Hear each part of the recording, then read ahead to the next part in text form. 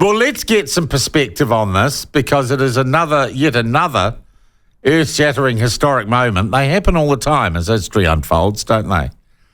Last week, of course, the attempted assassination and the elevation of Donald Trump to martyr status and his new claim that God has saved his life or whatever, which plays well with the American public. But what does this mean, the Biden decision mean? And how do the Democrats now get a candidate? What's the process they go through? To find out a bit more, we're joined by someone who, to give him his full due, in his last appearance on the program with me, mea culpa on the fact that he had been claiming and supporting the idea that Joe Biden was fit to run a bath, let alone a country. He resolved from that position. And now, of course, that is all played out. We're joined by Associate Professor from the University of Auckland, specialising in international relations, Steve Hoadley. Steve, nice to have you back with us. Thank you for joining us at short notice. Good morning, Sean. Another historic moment and another conversation with you. Yeah. Steve, well, firstly, hardly anyone could be surprised, despite the protestations to the contrary by some in the Democratic Party and the media's kind of continued reluctance, or mainstream media's continued reluctance to cast him adrift. Biden clearly wasn't up to it.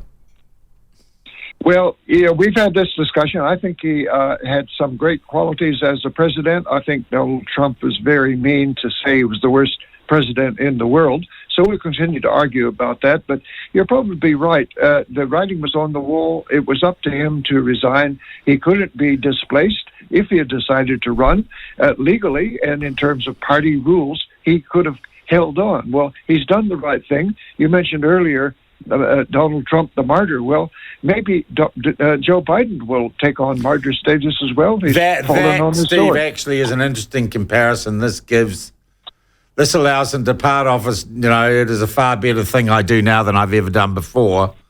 It gives him a gracious exit from a very, very distinguished political career, and it does clear the field. How then do the Democrats go about finding a new candidate?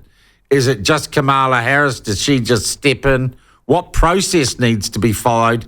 And is it contestable, or is it essentially the party higher-ups deciding what to do?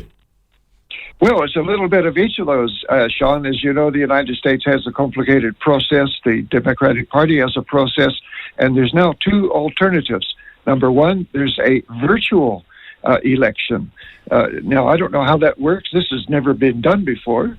And the other one is go to the convention. That is, physically, those 4,000 or 5,000 delegates will go to Chicago. They will debate. They will formally endorse Kamala Harris. And so we don't know which way it's going to go. But the party grandees will have a lot to say.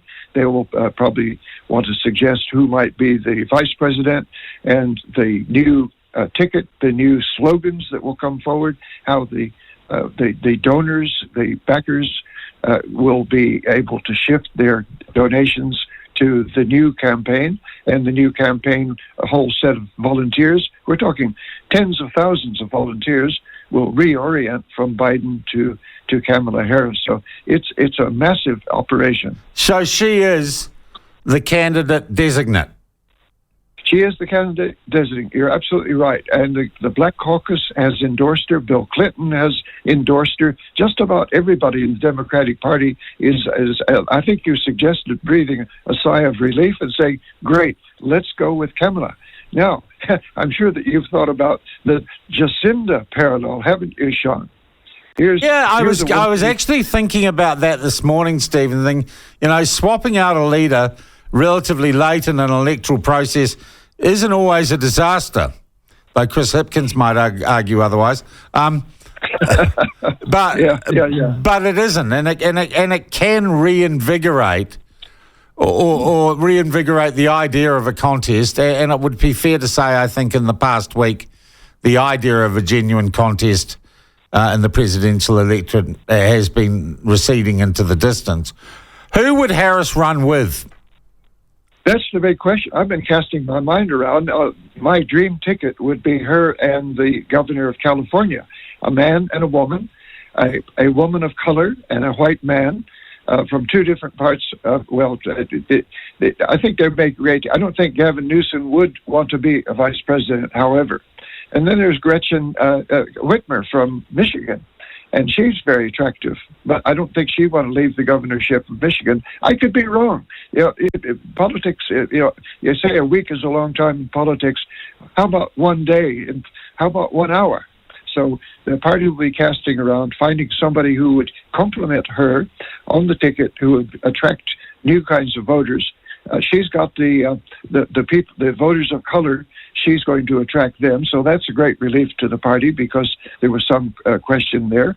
As you say, the party was becalmed. Well, now a fresh breeze has sprung up, and maybe the Democratic Party can move forward with a Jacinda moment. But that'll be the next thing we'll talk about in a few days. Steve, is America ready for a female president of colour?